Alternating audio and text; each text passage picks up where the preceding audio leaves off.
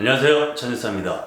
자연과 벗삼아 층간소음 걱정 없는 유유자적한 전원생활을 많은 분들이 꿈꾸고 계시고, 그 꿈을 실현해 이미 전원생활을 하고 계신 분들도 많이 계시죠. 전원생활을 해보니 나와 너무 잘 맞아서 잘 적응하고 삶의 만족도가 높아진 분들도 계신 반면에, 꿈꿔왔던 이상과는 전혀 다른 현실을 맞닥뜨리게 되면서 전원생활을 포기하시는 분들도 계십니다.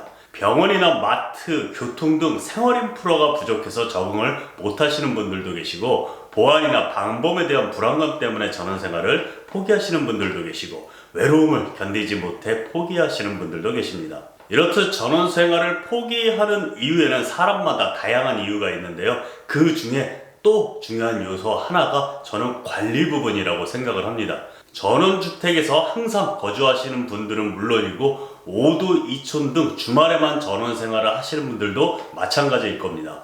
주말에 나만의 아지트에서 여유로운 전원생활을 꿈꿔왔는데, 여유는커녕 올 때마다 잡초 뽑다가 시간 다 간다는 볼메인 소리도 다 관리 부분의 어려움 때문에 나오는 소리라고 생각을 합니다. 아무리 전원주택을 잘 설계하고 만든다고 해도 아파트보다 주택은 분명 관리해줘야 할 요소가 많이 있습니다. 그나마 다행인 것은 전원생활에서 관리 요소를 줄이는 방법은 있습니다. 제가 처음 집을 짓고 그 집에서 약 8년 정도 생활을 하면서요, 관리했던 부분들을 정리해보고, 관리할 때 어려웠던 작업도 추려보고, 그래서 두 번째 집을 지을 때 전반적으로 관리 요소가 줄어들도록 계획을 했습니다. 덕분에 이전 집에서 생활할 때보다 관리 요소가 줄어드니까 몸도 더 편하고, 이전보단 주말에 시간적인 여유가 더 생기게 되었죠. 제가 말하는 방법이 물론 최선은 아니겠지만 참고가 되시길 바라고요. 그럼 저는 어떤 관리 요소를 줄였는지 하나씩 말씀드려 볼게요. 첫 번째는 아주 지긋지긋한 잡초입니다.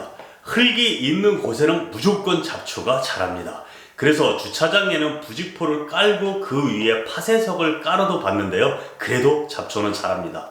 손으로 뿌리까지 뽑는 건 기본이고, 토치로도 태워보고 염화칼슘도 뿌려보고, 판석을 깔고 자갈을 채워도 사이사이에 잡초가 자랍니다. 정말 징글징글하죠. 그래서 이번에 집을 지을 때는 잔디와 텃밭 구역이 아닌 마당의 모든 영역에 콘크리트 타서 흔한 말로 공구리와 현무암 판석으로 깔아버렸습니다. 간혹 현무암 판석과 판석 사이에 잡초가 자라긴 하는데, 그 정도는 애교로 봐줄 수 있을 정도고요. 예전에 비하면 보기에도 깔끔하고 잡초 뽑는 시간이 10분의 1? 아니 거의 없다고 봐도 될 정도입니다. 두 번째는 잔디입니다. 전원주택 하면 넓은 잔디밭이 또 로망이죠. 이전 집에서 잔디만 약 100평 이상 제가 깔았던 것 같은데요, 예쁘기도 하지만 잔디 관리 또한 만만한 작업은 아닙니다. 주기적으로 잔디를 깎아 주어야 하는 것은 물론이고요, 잔디에서도 그놈의 징그러운 잡초가 자랍니다.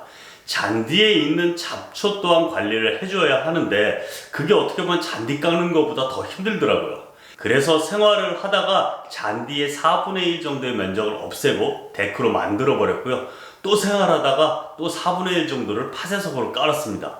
결국 처음 잔디 면적의 반은 날려버린 건데요, 잔디 비용도 날리고 추가 자재 비용도 또 들고 직접 하느라 힘은 힘대로 들고 그랬던 기억이 있습니다. 잔디가 아예 없는 것은 또 너무 삭막해 보일 것 같아서 지금 집의 잔디의 면적을 약 20평 정도로 최소화했습니다. 잔디를 깔려고 계획 중이신 분들은 잘 한번 고려해 보시길 바랍니다. 저는 최소화하는 것을 추천드립니다. 세 번째는 외장재입니다. 외장재의 종류로는 벽돌이나 파벽돌, 징크, 스타코플렉스, 세라믹 사이딩, 목재 등 다양하게 있습니다. 이 중에서 시간이 지나면 관리를 해줘야 하는 자재들도 있습니다. 스타코플렉스 같은 경우에는 검적해 물자국이 생기기도 합니다. 주기적으로 도장 작업이 필요할 수도 있고요.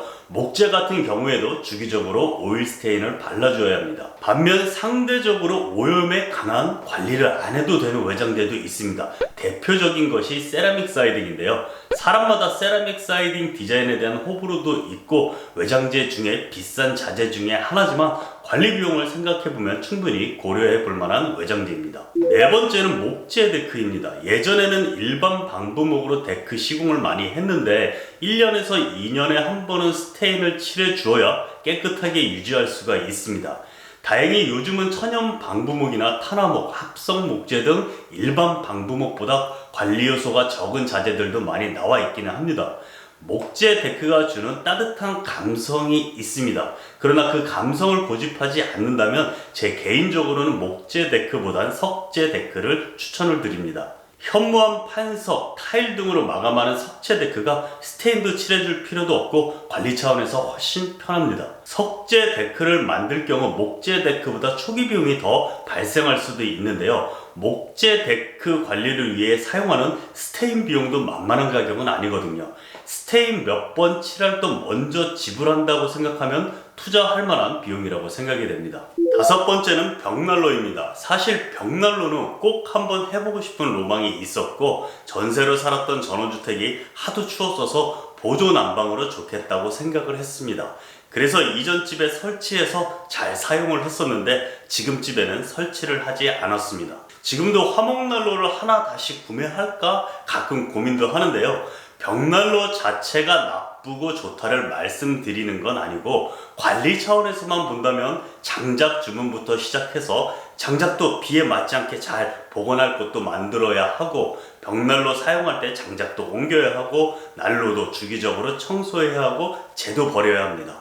제가 처음 장작을 구매할 때는 이미 잘라진 절단목보다 통으로 된 장작이 더 저렴하게 판매해서 그걸 구매해서 일일이 도끼질도 했었고요. 처음 전원생활 할 때는 도끼질도 낭만과 재미로 느껴졌는데요. 시간이 점점 지나다 보니까 그것도 일이더라고요.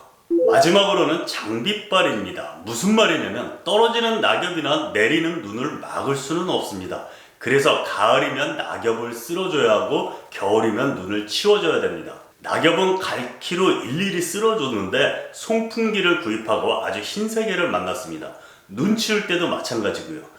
아주 묵직하게 쌓인 한방눈까지는 안 되지만 웬만한 눈을 송풍기로 날려버리면 속이 다 시원합니다. 노동력과 시간이 10분의 1 정도로 줄어들었습니다.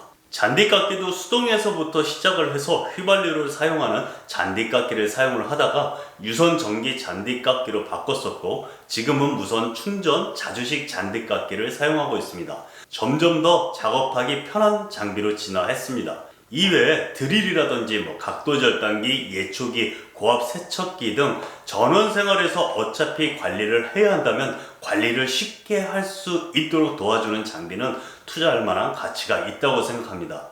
저는 이렇게 관리 요소를 줄여 이전 집에서의 생활보다 정말 많이 편해졌고요. 다른 분들도 저처럼 조금 더 편한 전원 생활을 누리시길 바라봅니다. 오늘은 꿈꾸던 전원 생활을 꿈꾸던 대로 이룰 수 있도록 관리 요소를 줄이는 방법에 대해서 말해봤습니다. 전원 생활을 하시거나 계획하시는 분들에게 오늘 영상이 도움이 되었길 바라봅니다. 저는 다음에도 유용한 정보로 찾아뵙겠습니다. 감사합니다.